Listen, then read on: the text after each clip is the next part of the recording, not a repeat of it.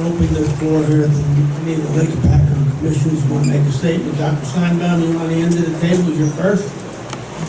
Can I have the mic? Thank you. I think what I'd like to see you take home from this presentation is that the lake has always had problems. When I reviewed all the old things that were done in Dan McCarthy's law office, I couldn't believe it. It went back to the 30s. All the complaints were the same type of thing. They tried to fight it, and you heard about all the attempts. But the bottom line is, this is a state-owned lake. The state owns the lake, and the state, in my opinion, has never supported it properly. You saw the improvements that happened when they originally, in 2001, granted the commission, started the commission and granted it $3 million, of which $1.5 million went for equipment, and the commission was supposed to get $1.5 million a year for operating expenses. Well, that continued for 1 year, and then, as you heard, it largely went by the board. And the commission virtually almost ceased to exist. We lost all our employees, our administrator. We held meetings that were kind of bitch sessions, and we really couldn't do much about it. At this point, we're getting $500,000, as you heard. $355,000 of that money goes just for weed harvesting. So we have $145,000 to do everything else. Is that unbelievable? So, you know, we have to call on the state to come forth here with some funds, and we have to jump on things that we can do immediately. And that's what we're hoping that all of you, with the help of all of you, can help us accomplish. Thank you.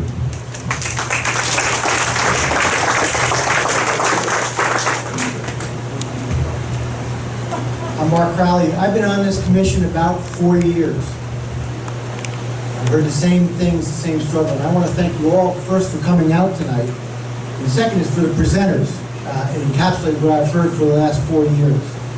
And nothing's really changed. Fred has been telling us and giving us these numbers. As Fred has said here, we have been spending money on doing management reports and trying to understand what it is, but we don't have the funds to go ahead and start to really work on those reports. Hopefully this is the beginning of that. Thank you.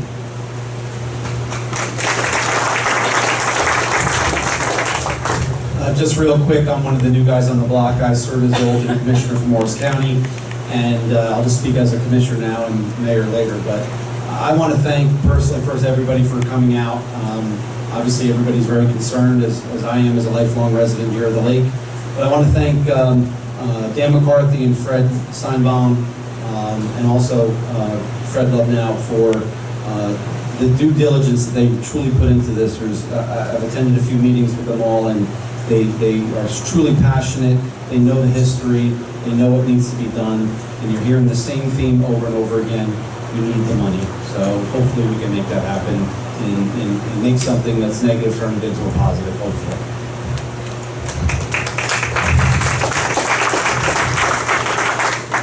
Just a brief update since I last spoke. A woman was kind enough to hand me this blue Post-it. It says 55 million in 1976 is worth 243 million in 2018, and 1.5 million in 1999 is worth 2.2 million in 2018. So that's at least what one person said, so I invite you all to do the math. Hi, my name is Bob Tessier. I'm on the Land Use Committee, and the board keeps going to and presenting at all the local zoning boards and planning boards, but they keep granting impervious coverage, variances, and other intensifications in the shoreline. So that's something I think that everybody needs to work on. It's really a problem that relates to the stormwater, the municipalities, the two counties, the state government, the commission. Everyone has to, and the residents, has to all pull together and put something in the pot to really address this. the future's not going to be very good.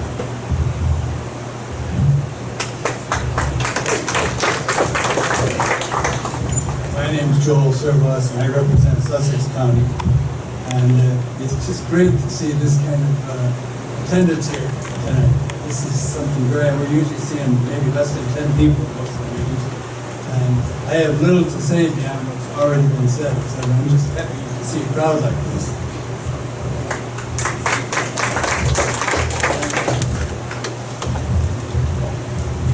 Thank you, and just to summarize, I'm glad that the commission members themselves in the last month or so, we've really come together closer than we were before, and we did a lot of research, and Colleen has held it all together. She's the glue that held this all together, so I want to thank everybody that had any input into this and for your concern out there, because if we're not all concerned, nothing's going to happen here. We're going to make something happen, I promise. So I'm going to get to the public comment portion, but I'm going to recognize state officials first, and then some county officials and local officials before I get to the general public. So I know that there's any legislators here, any senators. I see Amy's here representing Senator Bucco. Is there any Senate people here? Who? Senator Pinacho. You have anything you'd like to contribute? Good luck. All right, the Assembly, I saw Assemblyman Bucco was here. Assemblyman, anything you'd like to add? Okay. Any other Assembly persons here? Sorry. That's okay. As a past member on the Hopatcong Commission, where I sat for DCA and now as a legislator, I'm looking forward to working with all of you on all the things that I knew, even through Roxbury Township and all the years I was there. There's a lot of work. That means everybody needs to be working together. And I know that my colleagues down in the State House and I here from Morris County and from Sussex are going to make sure that we hold the state responsible to help us where we need the help. I can tell you, if the state of New Jersey can give $4 million out of appropriations for Wildwood for tourism this year, then why can't we have $4 million for Lake Hopatcong?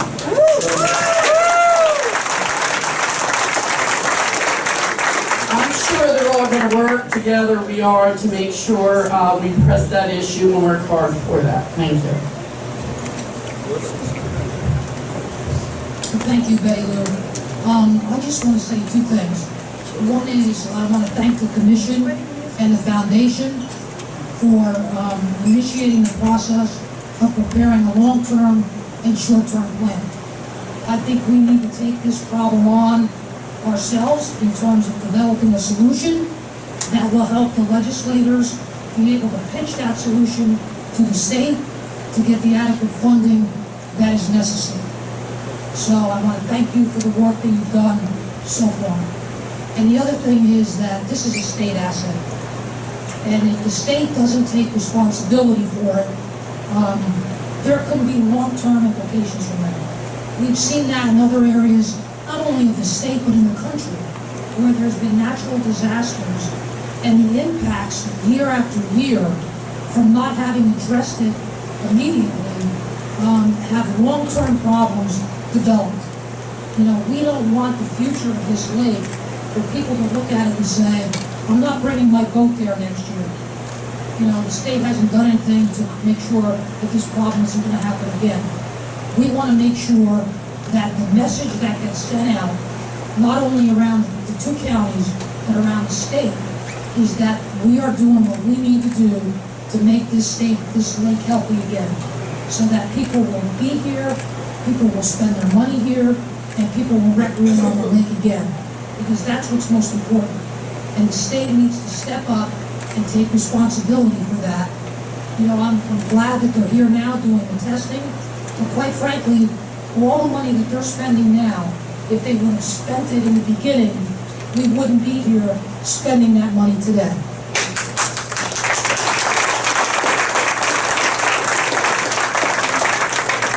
So I know that each of the legislators that are here tonight, this is critically important to us. My father and I worked very hard to get the $500,000 through the budget. so that weed harvesting can continue. But that's just the tip of the iceberg.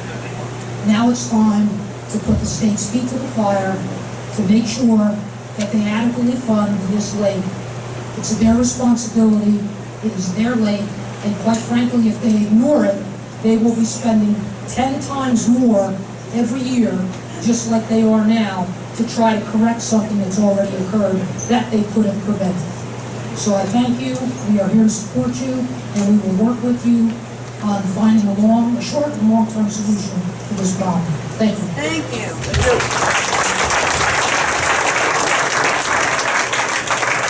Any other legislators? There's no question. Freeholders? Another problem. I want to thank everyone for coming out tonight. I know this is very important to everyone in the community.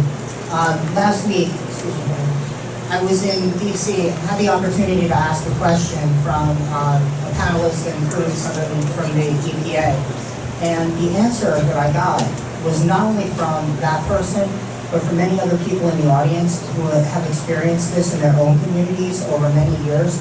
So I hear what you're saying about doing the studies, but it seems that there's a considerable amount of information out there for us to capitalize on. So when we're talking about the money and the time that is going to be used for these studies, I think we can leap ahead and really do something to bring this forward as quickly as possible to relieve the burden on all of the citizens in this area.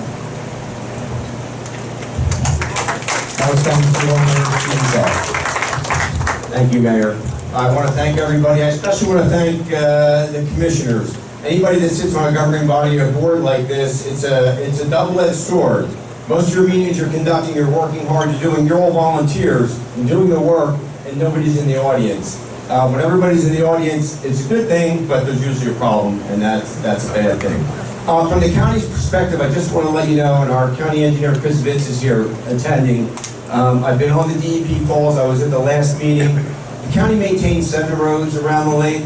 We regularly clean the catch basins. We regularly sweep the streets, as do all of our municipalities. That's required by DEP regulation. So is the septic maintenance that's required by DEP for our municipalities on septic systems. And I believe Roxbury and Mount Arlington are sewered around the lake. So I think that here on the ground level, we're doing our job. Good news is we know what the problem is. It's phosphorus loading. I also was chair of lakes management in Mountain Lakes for 7 years, so I understand, obviously much bigger lake, but I understand what's going on here. And today, we are so much further ahead than where we were in 2006 when the study was done. We are much more cognizant of what needs to be done. In 2011, the governor passed, I think, one of the most stringent fertilizer ordinances in the country. Here for New Jersey. So those are all good things. So I'm glad to hear the study's being redone because a lot has changed since 2006, and I think it's changed for the better. We're much more aware, and we understand what the problem is, and we know how to fix it. We need the money. That's been said, time and time again. So it's key to get the new study done. I think the old study in 2006 called for a 40% reduction in the total maximum daily load of phosphorus. So I don't know where we are on that.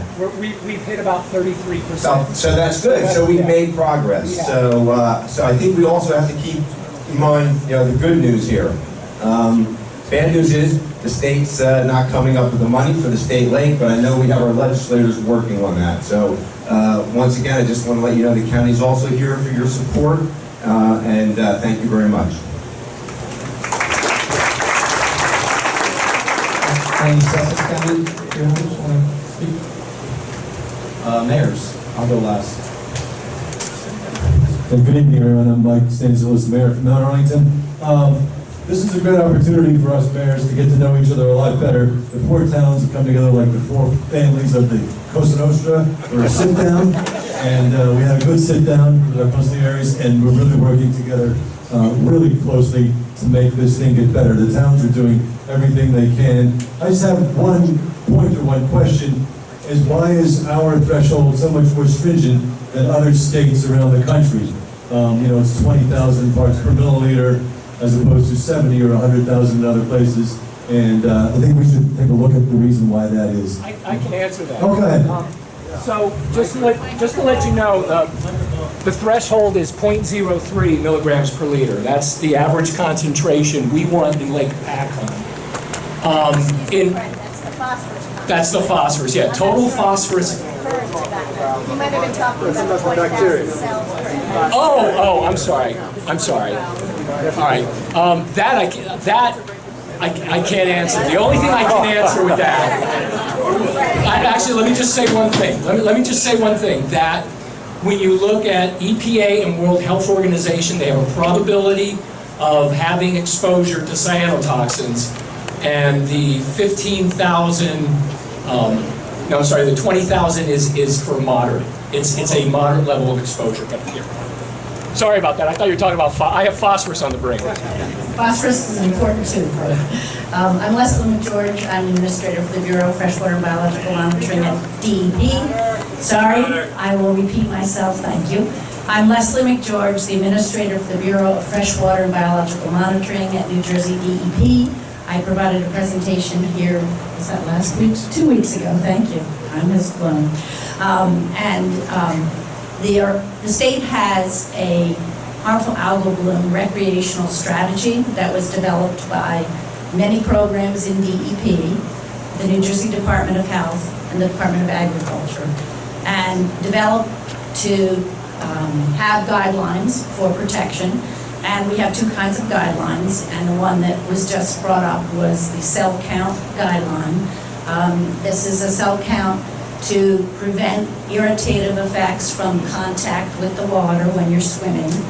And that number was derived from the World Health Organization, which is part of the United Nations, cyanobacteria cell count numbers. And as Fred said, it's advice to prevent impacts from contact with the cells, and it is considered to protect against a moderate level of risk. There are different states use different levels. Some are more interested in just protecting at a high level of risk. We think it's appropriate to provide advice at a moderate level of risk. So we, along with Kansas, Kentucky, Virginia, and Wyoming, are using the 20,000 cells per milliliter. So there are states that use the same number that we use, and there are states that use the higher level of risk up to 100,000. Again, this is advice. So we think it's appropriate to share with the public advice about a moderate level of risk so that we are being protective and we share with you what we know about that. When did New Jersey stop that? This is advice. This is not an adopted standard. 2017, New Jersey developed its harmful algal bloom recreational strategy. It was put on our website at that time, and we began responding to harmful algal blooms at that time. About 10 other states have gotten to that point to have considered strategies that are uniform across state agencies and that have a predictive way of responding to a strategy. So again, this is advice. It is not a standard, it's advice. And that goes along with the other side of our advice relates to the cyanotoxins that can be produced by these organisms.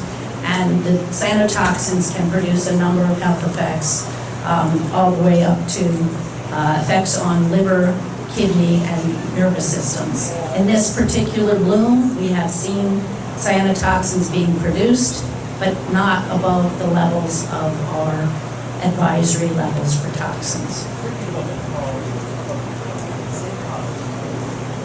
I'm sorry? I couldn't. Let's finish up the elected officials, and then you come up for public comment. Roxbury, or Mike, are you done? Thanks. Bob DeLuca from Roxbury. I want to thank the commission for giving us another opportunity to learn more about what we can do, and I'm particularly impressed with the plan going forward. I do want to thank Councilman Bucco and Senator Panaccio, Councilman DeCroce. I mean, I participate in these meetings the state holds for the mayors and local officials, and I will assure you they are holding the state's feet to the fire on this. And one of the things that I think in terms of short-term solutions that we've been talking about now for weeks, is the state needs to monitor more frequently. And where the lake is safe, the lake should be opened again. And our legislators are hoping to get to that place.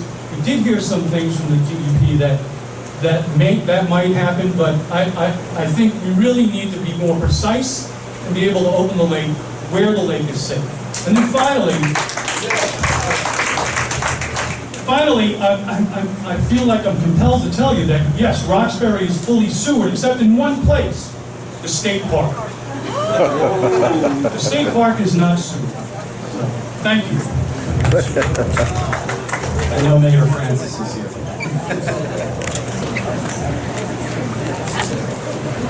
Thank you. Welcome to Hopatcong.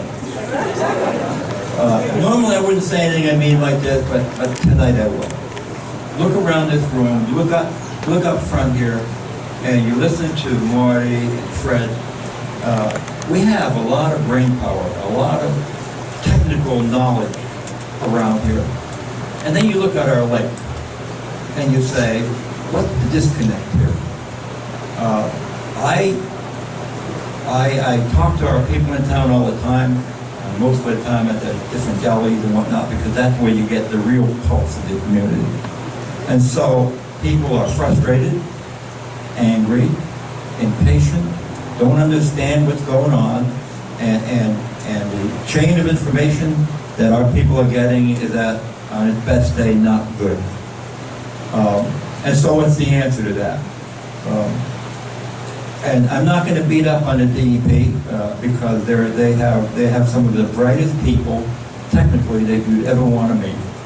But the bureaucracy stinks, quite frankly. And so, and I can tell you from experience, we talk about the weeds on the lake, and I'll tell you a story about the weeds. The Lake Foundation and myself have spent 2 years trying to introduce triploid grass carp to our lake. We have modeled. We don't do scientific study. We go look and see where it's working. And so the Lake Foundation took a field trip with myself and some of their staff to Candlewood Lake in Connecticut, twice the size of Lake Hopatcong. This is their 4th year with triploid grass carp. And when you travel on their lake, you see very few surface weeds. The weeds are about 3 or 4 feet down.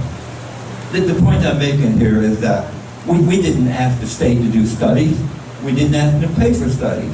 We went and found a model, and it went nowhere. After 2 years, they finally said, well, no, we're not going to let you do it. It's an invasive species. But the striped bass and muskies and all the other channel catfish that were put in our lake, they're not natives to our lake. Triploid grass carp are sterile, live 5 years and die in 8 weeks. So there's mathematical models. The lakes have abused them and didn't do it right, but if you use the right model, they're very effective. It's another tool. So that's all about the weeds. And so I believe that the DEP failed us on that. They did. They did. And so we talk about this alpha bloom. Well, I did a little study on Lake Carmi in Vermont. It's not quite as big as our lake. It's only about 1,600 acres or 1,400 acres. But I spoke to the town clerk this morning about how their lake is doing. And and their lake was probably as bad as ours. All their tests are coming up. They're passing. And one was a little bit elevated for the cyanobacteria. And they use aeration, an aeration methodology, and they also dose the lake with good bacteria. Because the problem with, there's been a steep learning curve, so I just read all about this stuff. And so when your good bacteria are present, the cyanobacteria take a back seat, if you will. And so there is a working model. And so I appreciate the science of it all, but take a look at what's working. I mean, we don't have to reinvent the wheel. Take a look at lakes similar to ours, and what happened when they tried it. Try something. Don't say, well, we'll wait till it's the end. That just confuses people. It frustrates people. And we're at a cyanobacteria at a moderate level. Let's close our lake down. It's crushed our businesses. when I talk to the businesses all around the lake, including the marinas, they're dying. And so, you know, if we have to take a look at that, and I'm not suggesting that we endanger people's health, but are we really at the level that we're at? That's a simple question. And so I'm not convinced that, like our previous mayor said, we shouldn't be opening parts of the lake. I know the cyanobacteria will tend to move from place to place, but the cyanotoxins, the ones that are really harmful, are still below our level. So it begs the question, though, why is our lake closed to contact? I can't answer that. But I can speak for our people, I can speak for our economy, and I can also speak for our infrastructure. Yeah, great. And so the federal government is talking all about infrastructure. State government talks about infrastructure. Well, now we have the proposal that lakefront septics are adding to the problem. Give us some money and we'll sewer the lakefront. All right? And so that takes care of that argument, or at least a piece of it. So there's a whole bunch of pieces that I learned with that. And by the way, it starts with our woods. It starts with our woodland management. It starts with our watershed. What are we doing with it? The last time the DEP tried something, to their credit, they almost had a civil war in Sparta. But let me tell you something about the DEP's forest management. It's about one of the best around. It's not in the country. So I'll give them credit for that. You know, on one hand, I whack the DEP around. And on the other hand, they have some pretty bright people if they're allowed to do their job. And what I learned from my experience with the DEP is that when you deal with a bureaucrat, the easiest thing they can tell you is no, because they have rules. They take out their rule book and they say, nope, not allowed, no. And that's the end of the argument. And you can't argue anymore with that. But I believe there are answers to our lake. I believe there are short-term strategies that we can use to get our lake back. But for heaven's sake, let's get going on it and stop already with this and do something. At least if you're trying to do something, and the frustration of the people I talk to is nothing's being done. What's being done? What are we doing about it? Turn your aerators on. Turn your ice seeders on. For crying out loud, try something. But there are methodologies that are very formal that can treat this. So if you don't like it, tell me you reviewed it and you don't like it. Go talk to these people that are using it. These are working models. This is not a study. This is a real situation where these people are actually using it. There are circulators that you can do. Take a look at them. Go look at the lakes that use them. How is it working for you? But we don't have to do year-long studies. You can do a field trip and talk to the people. The people that live there will tell you the truth. They will. And that's what we found when we go to Candlewood Lake. You go to Lake Heritage by Gettysburg, Pennsylvania. They're using aeration and the dosage of the good bacteria. It's only about a 200-acre lake, or 300 acre. But the point is, it was a swamp. And now it's clear water with great fishing. Hello? So let's take a look at what works. I mean, I hate to be simplistic, but I have to tell you, we have the brains to do this. We just have to have the desire, and we got to hold our friends in Trenton's feet to the fire again. And you can take that back. There's good and there's bad. I want to amplify the good, and let's just put the bad on the side, okay? Stop with this, well, we don't know, or we have a rule book. And by the way, what I found out with rules is it's not legislated, they're rules. You don't like the rule, change it, for crying out loud. So I'm sorry, but I can go on about our lake.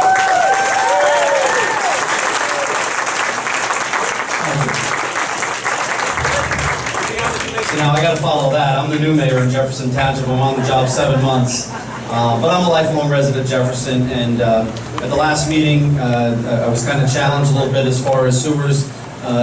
Jefferson is one of the last, as well as Hopatcong, some of Hopatcong sewer. Jefferson is not. In the 90s, as everybody knows, there was a lot of money available for sewers.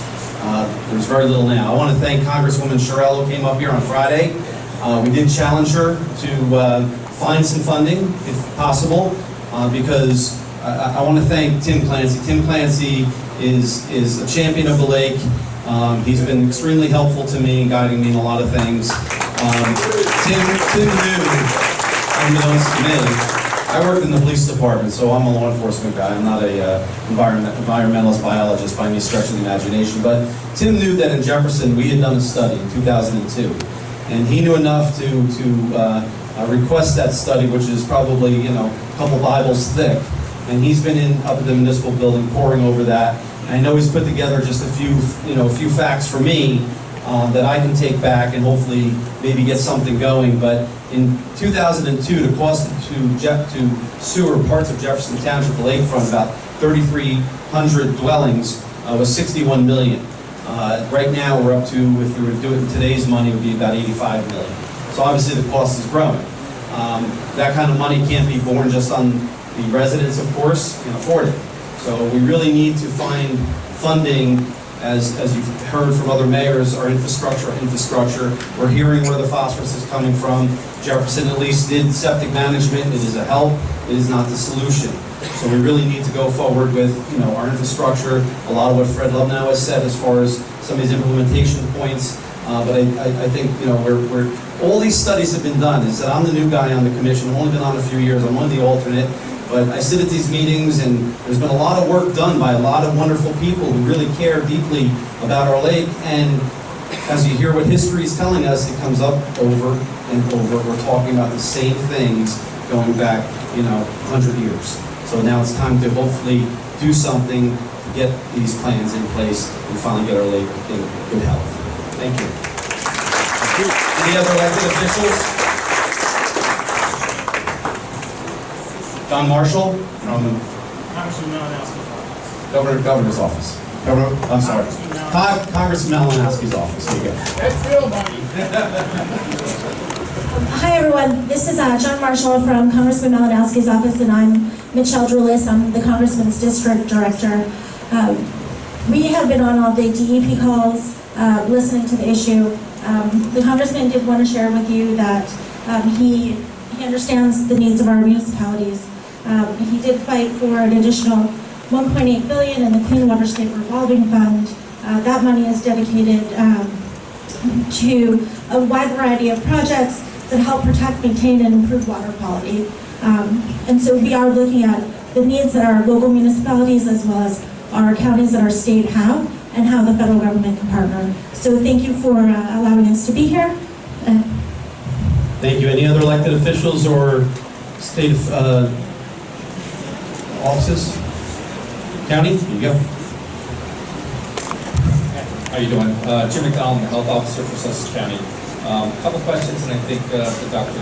Fred, you would answer this. One of my questions posed by our freeholders: would dredging assist? And I think you said it's only 7% of the soil of the bed, so probably dredging would not be a solution for the phosphorus problem. Typically, dredging is something that's done once you have a lot of your pollutants in the watershed under control. So I know, like for EPA funding for dredging, EPA will tend to give funding for dredging once you've addressed the majority of your watershed. So, like I said, we've hit about 33%. If you were close to 80 or 90, then you can go for funding for dredging. But what the state and federal agencies don't want to do is they don't want to give money for dredging, and you haven't taken care of your watershed, and then 2 to 3 years later you get heavy sediment loads coming back in. So that's why they really want you to focus on the watershed before dredging. Dredging is sort of like the project that comes in towards the end of these plans, when you're like, okay, we've taken care of the source, now let's attack these shallow areas with this accumulated material.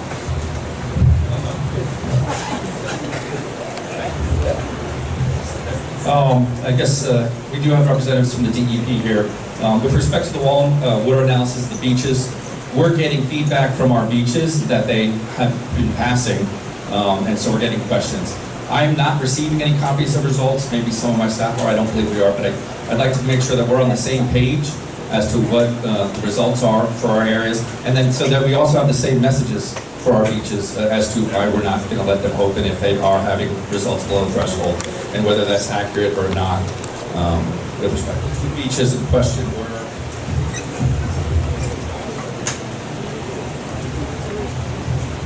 Okay, Wild Shores, Pebble Beach, Sand Harbor were the beaches that were saying that they had results that passed.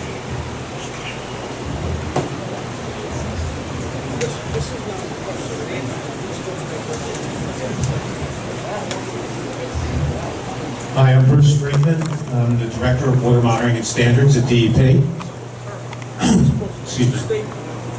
First, I want to just thank everybody. I mean, the amount of passion in this room is amazing.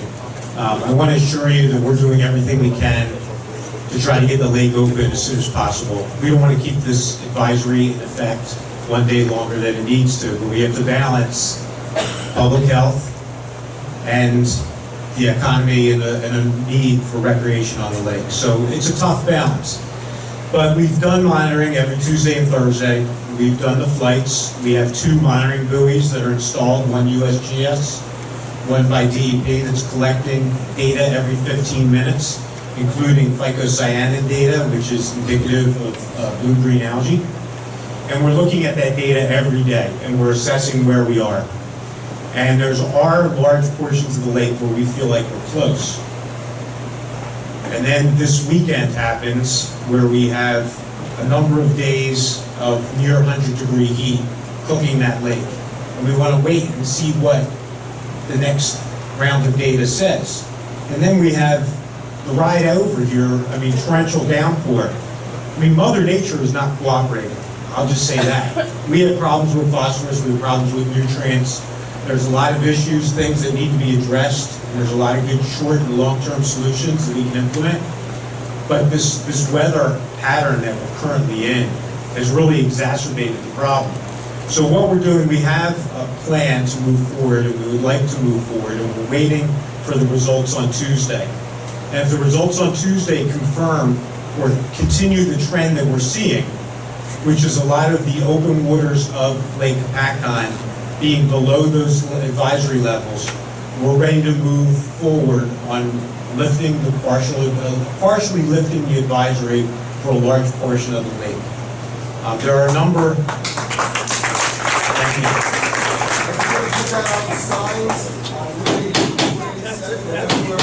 We'll put that on the signs. Hopatcong open. Yep. All right. So. Yeah. So the only thing, a number of the coves, and I'll just mention them. A number of the coves are still showing high levels of cell counts and are still producing toxins. What codes are they? Excuse me? What codes have the high level? Yeah, I'm just going to say. So we're looking at Byron Cove. We're not seeing any real improvement. We're not seeing any real improvement in Crescent Cove and River Styx.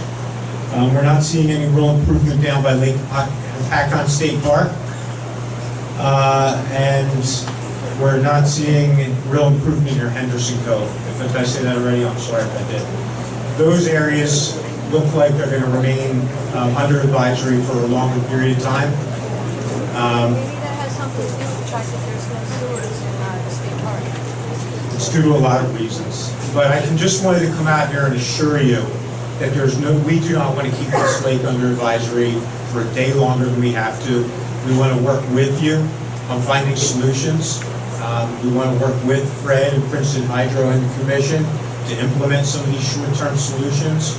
I already reached out to Fred about possibly funding some demonstration projects. We spoke to our commissioner this morning about that possibility, and it's on the table. So we're going to work with you. We're going to try to get things going.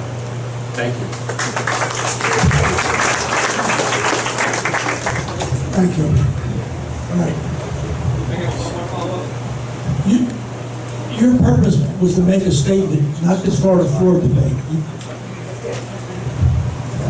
So, is there any other work on the DEP? You want to make a short presentation? You have something you'd like to present to us? Hi, I'm Michelle Putnam. I'm the Assistant Commissioner for Water Resources. You can't hear me? Okay. How's that? Okay. I'm Michelle Putnam. I'm the Assistant Commissioner for Water Resource Management. So I get the pleasure of working with Bruce and Leslie and all these people. We have the Stormwater Program. Nancy's here. We've got our Finance Program. Charles Jenkins is here. And Kerry, that most of you know from our Government Services. And I have to just reiterate what Bruce was saying. It's really great to see so many people that are interested. I was really interested in the history and how long we've all been working together and want to continue to work together on this issue. And it is a long-term issue. It didn't get here yesterday. We're not going to resolve it tomorrow. But I'm happy that Bruce is able to share some of the more positive results we're seeing. We're going to also test the beaches on Tuesday, so hopefully we'll have good news overall. We're working with Fred. You've talked about infrastructure management and maintenance, which is so important for so much of this. You talked about sewering, about infrastructure improvements. It was mentioned about the state revolving fund program and the funding that's provided under the Clean Water Act. That program is administered by us. So a lot of these projects that he brought up, those $3 million for stormwater, they could be eligible for both 319H grants that you talked about how much they've helped over the years. Those are grant monies, but also we have low interest loan monies for infrastructure improvements. So I just wanted to say we're here. We are working really hard. We want to work with all of you to help solve this problem and get the lake back. So thank you. Thank you very much. Is there any other organizations represented here tonight that want to make a brief statement? Yes, sir.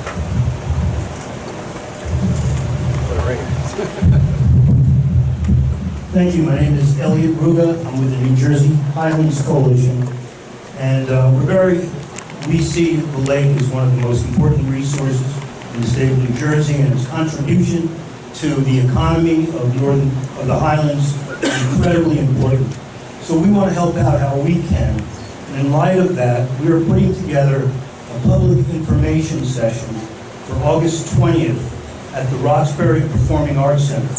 And we've gathered some of the most recognized experts in lake management, in stormwater, and aquatic ecology, including Stephen Souza, who's formerly Fred LeBeau's boss at Princeton Hydro, and James Cosgrove from Omni, Niederlander, and we have Chris Abrupta, all PhDs, all engineers. Chris Abrupta is one of the leading experts in the state on stormwater management. So if people still have questions, people want answers, these are the people to ask.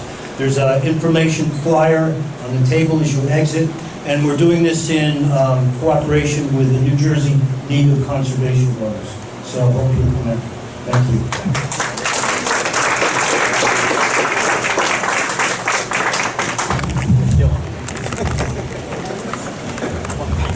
Thank you, Marty. Is there any other organizations here that want to make a brief statement? Okay, so now we'll open up to the public. We're going to limit your presentation to 2 minutes, so be concise. Try not to repeat yourself, because a lot of people want to be heard, and so I want to give everybody a chance. Nobody can speak twice until everybody has spoken once. Okay. Come on up. Hi. I just want to know if Ice cream afloat. Ice cream. Shameless plug. I'm just curious as to why all of I'm hearing murmurs behind me that the beaches are not closed, the lake is not closed, but they are, and it's just advice that's coming from the DEP that we shouldn't be swimming. So why is the signage on Route 80 saying absolutely no contact with Lake Hopatcong water? And why are we required to have signage that says no swimming and no contact with Lake Hopatcong until further notice if it's just advice?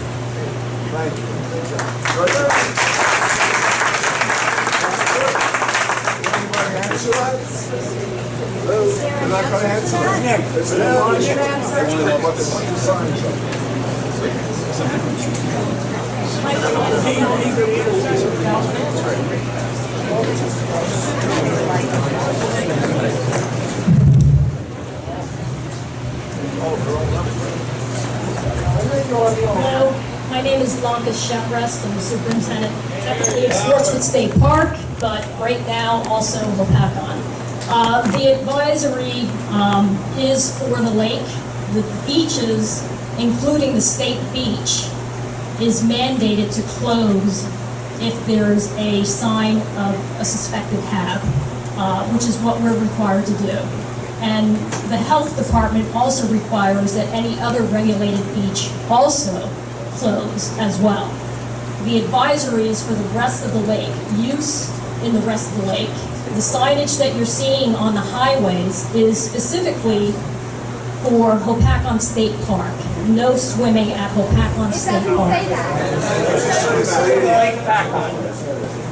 Okay, well, we will have to look into that because the signage is supposed to say Hopatcong State Park, no swimming. At one point it said Hopatcong State Park was closed. The park is not closed, it's just closed to swimming. The park is open for every other use. But that goes for all the other swimming areas as well, but not the entire lake.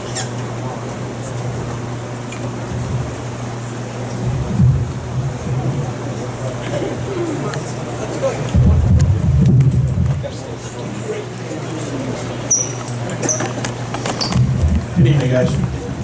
Just have to state your name for the record. Sure. Rich McFadden, lakefront owner in Hopatcong. I was up here last week. I want to quote something from Governor Murphy, who was on, asked questions to the governor tonight. No, he did not at all address this issue. None of the questions that were forwarded were answered. But he had a saying, and he said it time and time again. It was nobody bats 1,000. So relax. It's okay if you made a mistake. Nobody bats 1,000. Leslie, I apologize. I didn't get your last name, so I'm going to call you by Leslie. You just quoted that Kansas, Kentucky, a whole bunch of other places were in line with Jersey. Let me read you right from the Kansas webpage. They have a 3-stage warning. Public Health Watch, a warning, and a shutdown, and it reads as follows. A Public Health Watch, the earliest one, will be issued when the microcystin toxin concentration is detectable at a concentration of 4 micrograms per liter to less than 20 micrograms per liter. Or cyanobacteria counts are, dramatic pause, 80,000 to less than 250,000. The signs do not say the park. The signs say don't touch the water. It's okay, guys. I said it last week. When we saw the bloom, I would have done the exact same thing. I would have shut it down. I would have made the announcements. But all the data says the opposite, right? I used to keep my boat on Greenwood Lake. And I guess I could just drive that up to the northern side of the lake, right? Where New York is kind of looking and smiling. Nobody bats 1,000. It's okay. Straighten out the signage, and we can all get behind everything that's needed to be done here to straighten the lake out. Thank you.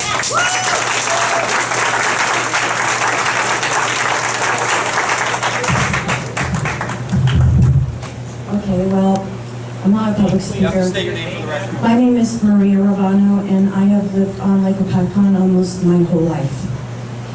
Way back, they used to use an airplane to spray the whole lake to kill all the weeds. Nobody died, the fish survived, there was plenty of fishing, and there were no weeds. The water was blue and beautiful. The way I'm looking at things right now, the DEP is really good at testing, but they're not really good at getting anything done to fix the problem. And I am sick about it. My whole life is around this lake in the summertime. I want to swim, I want to be on my paddleboard, I want to swim a couple times a day. I don't even turn my air conditioning on so that I can get hot enough to jump in because I love it so much. And I can't do that. I feel trapped in my own home. As far as the money goes, the state has a responsibility to the homeowners of Lake Hopatcong, especially the ones that live on the water.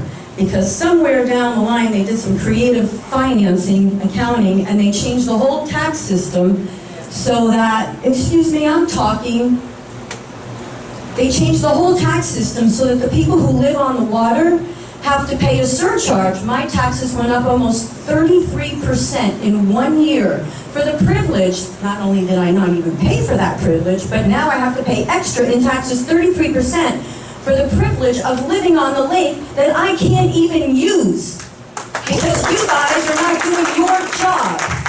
You all know how this happens, and you let it happen over and over again. And now you're talking about a long-term solution? You have a solution. That man, I don't know his name, who talked about the carp, put that carp in the water and let it eat the weeds. And regarding the weed harvesting, I know everybody's doing a really good job, okay? But I sit at my house and I watch those weed harvesters go back and forth. Picking up nothing. I'm just gonna finish this sentence. Those weed harvesters go back and forth, pulling up nothing for hours. The only way they're effective is if they come near the shore, and they don't want to come near the shore because they don't know the lake, and they don't know how deep it is, and then they have to go dump the weeds off more often. It's a big, fat waste of money and a waste of time. And why doesn't the state park have septic? Why is that? I had to pay for my septic. I had to pay for my septic, and I pay $350 every quarter for the septic that somebody else made me pay for. Why isn't everybody else paying for it? And why isn't the state park paying it for their fair share? By the way, there's no payoff on those septic systems.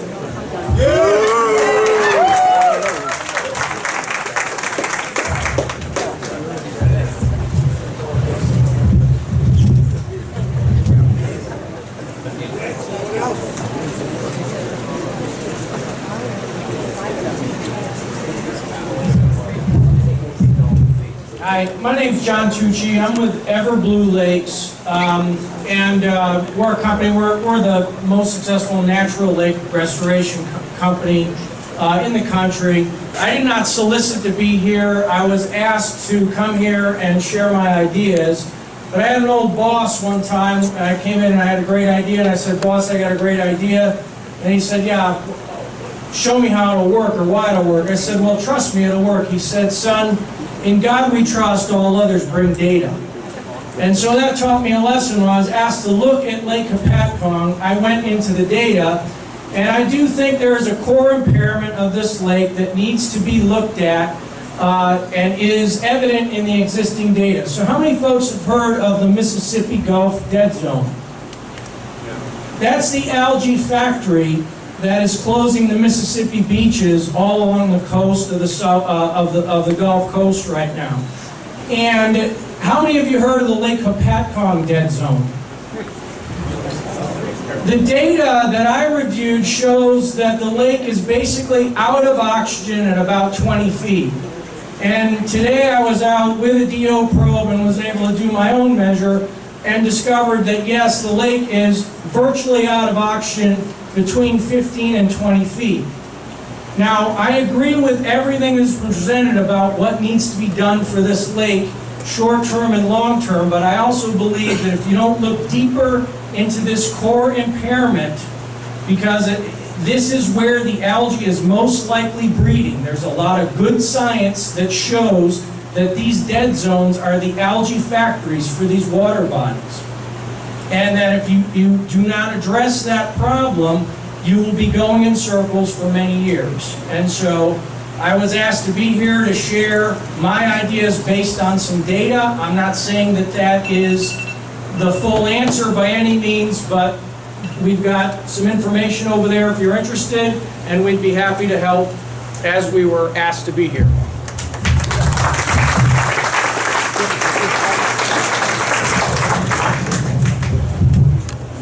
I think I cut in line, but I mentioned enough today, I think I can get away with it. I have a question for DEP. How many people were here at the last meeting? Okay, I asked DEP if the quarry is possibly a potential source for this. I was told it was very important. Everybody got stunned like they never heard of it before, which isn't true.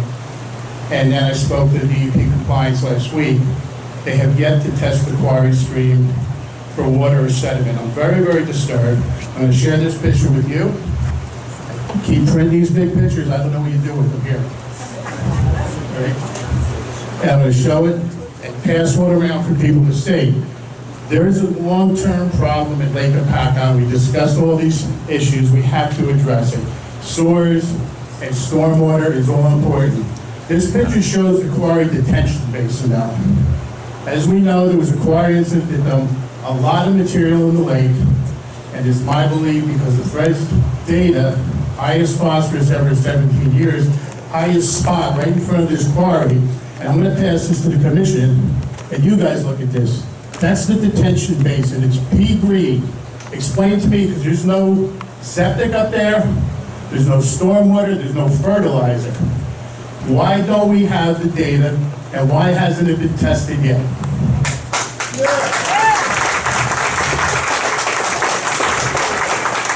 We really need an answer. We're sitting here saying there's point source and non-point. If there's a point source that tipped us over the top, last meeting you said that something is out of bounds. Maybe the out of bounds that put us over the top on this, or maybe it's not. We don't know till you test it. What is the difficulty? We are going to test. Oh, we are. 2 weeks later. We reported it February 8th. I'm so frustrated. I'm just going to hand it to you. Maybe you can explain it, because we've discussed this since February. Tomorrow, yes, being tested tomorrow. I was in the private sector. We couldn't run our businesses like this.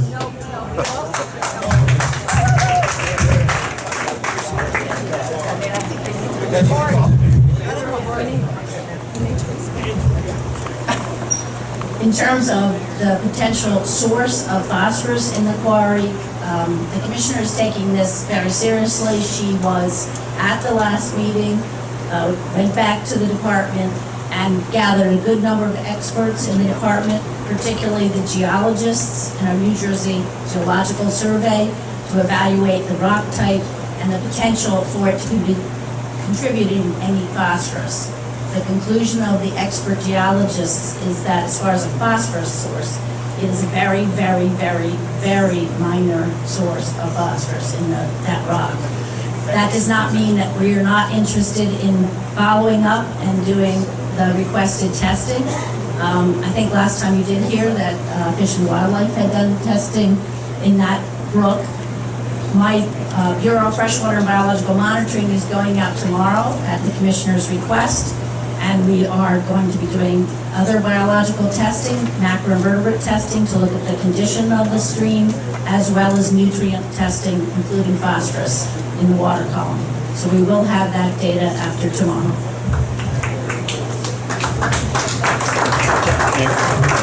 John Kurzman. I'm a homeowner in Lake Hopatcong also. So this is from Lake Hopatcong News. It's the Memorial Day issue of Lake Hopatcong News. And in there they show the white cloud that covered Woodport Bay. What do you think happens when light doesn't penetrate the water? It's textbook. You get algae. You kill off the vegetation. I was at the meeting in June prior to the algae when I said Woodport Bay looked like death. Other people spoke how the birds were gone. I just spoke to a scientist that said it's not just the phosphorus we should be looking for in that quarry. We should consider that the chemicals that it would have released will most likely bind to the metals, copper, iron, magnesium, and other things that are in the water that normally help protect the lake. So not only did we kill the vegetation and cause the vegetation to turn into nutrients itself, but when you look at phosphorus or anything in the lake, normally the vegetation is the immune system of the lake. I mean, when it rains, your pool gets algae normally, but you use chemicals. The lake doesn't use chemicals. The lake uses its life. And we've killed the life for a major part of the lake, and then it spreads out. So I called the DEP on my drive up the day the algae bloom was announced that the lake was being closed for contact. I called the DEP. I said, look, if you were there in February, and I already heard the letters about how you were finding the quarry, you must have data about what was coming down that stream. I asked for the information about what they measured coming down the stream. I'm still waiting for it. So I'm not looking for data from today. I'm looking for data from February, March, and April when they were doing all this analysis of the quarry. Because if you have a major feed into the quarry, into the lake, what was it about? I'll go around for my next talk. You said we could talk later, but I just want to know how many people know what stage the lake is even in. Are we yellow or red? Because this comes right out of the New Jersey DEP manual. We need some clear information constantly. Thank you.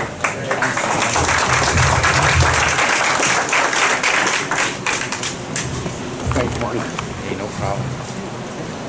My name is Lou Tarasio. I live in Woodport Cove. On February 8th, Tim Clancy called me and said, have you seen the stream up here coming from the quarry? It runs under Prospect Point Road. I said, no. I went up there and I met him, and I spent the next 3 weeks taking almost 170 pictures, drone videos, stills, everything anybody has seen in the paper, on the Channel 4 news feed that we did. February 8th, I stand on my dock, which I look at the pipe that runs under the road that comes from the quarry. I have no weeds in my cove. I have no ducks. I have no geese. There's no oxygen. Nothing's living in there. February 8th, ladies and gentlemen, and we're gonna take samples tomorrow. Shut the quarry down. Slapping, slapping, I thought we were going by the list. Anyone else? No, it's contingency. I thought we went by the signage. Is it okay? Please.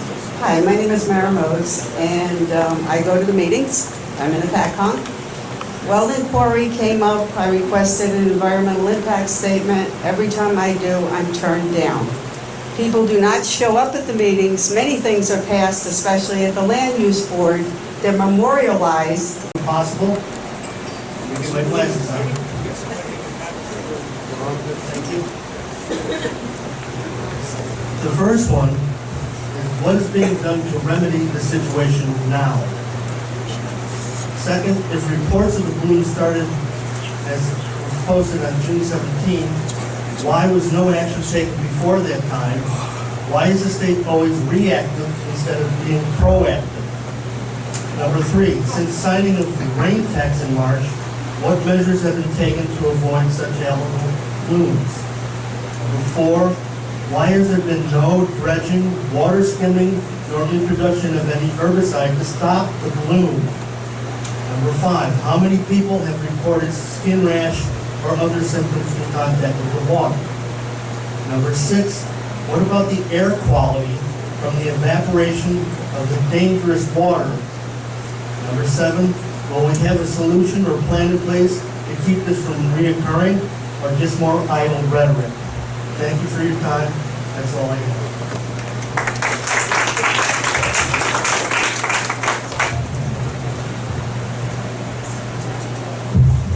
Hi, my name is Mike Britto. I live on Elba Point.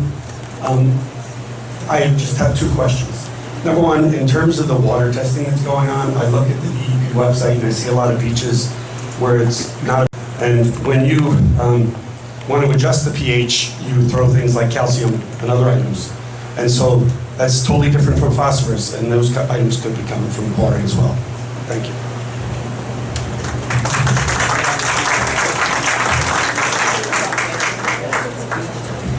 Hi, it's Bruce Friedman again, DEP. I just wanted to address the beach testing.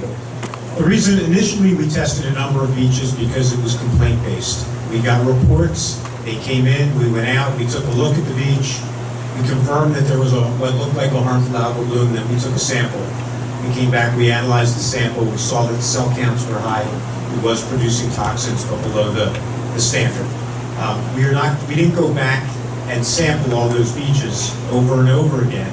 We were sampling representative monitoring locations throughout the lake. Once those levels in an area, geographic area, are below that 20,000, then we'll go out and we'll sample the beaches. So we're planning on going out tomorrow and sampling all 16, I believe it's 16, right, Leslie? 16 or 17 licensed public, or licensed recreational beaches on Lake Hopatcong. So we'll have those results on Wednesday. If the area is where the beach is at, if we lift the advisory of that area and you come up with 2 tests, we'll open the beach up.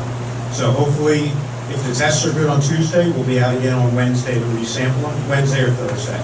There's a capacity issue. We only have so many staff that can go out and sample. There's also lab capacity issues, but we're going to get this done. And we're going to get the beaches and the lake reopened as soon as possible. As far as the pH goes, I just wanted to note, if you look at our continuous monitoring website, you can see the printouts. The pH right now in the lake is about 9, 8.5 to 9, which is very high. and that's indicative of an ongoing algal bloom. There's a lot of data. I was looking back at some of the Princeton hydro data from years past, and in the summer, we typically, in a cove or an area that is having an algal bloom, we'll see supersaturation of DO, dissolved oxygen, and we'll have high pH levels. And that's both indicative of an ongoing algal bloom. We continue to see the readouts of dissolved oxygen and pH that are indicative of a healthy algal biomass. And I know Fred can confirm that. Our legacy, our economy, and save our pleasure of living here, and actually impact our environment in a really long-lasting way. It seems there's a very high-stakes game going on here, and it's really very scary. One of the things that's happened in the last year is bipartisan legislation that people are jokingly calling the rain tax, but it's also, I thought, its purpose was watershed management, which I thought was the issue we spent the first third of this meeting discussing. I don't think it's funny to call it a rain tax when our lake is dying, there are no birds, and we're losing our economy and our housing property values are going down again. So I'd like the commission members, if they could take a moment, explain to me as a voter whether or not this law is a good idea, why it's a good idea, and would it help with your continued funding for that first third of the meeting we spent talking about those issues. Would that funding mitigate some of the spending issues that you have? Would you be receiving that? Would part of that money stay in our community? And by the way, Helmworths called it the rain tax and said it was just worthless. My town's not worthless, my lake's not worthless, and my birds are not worthless.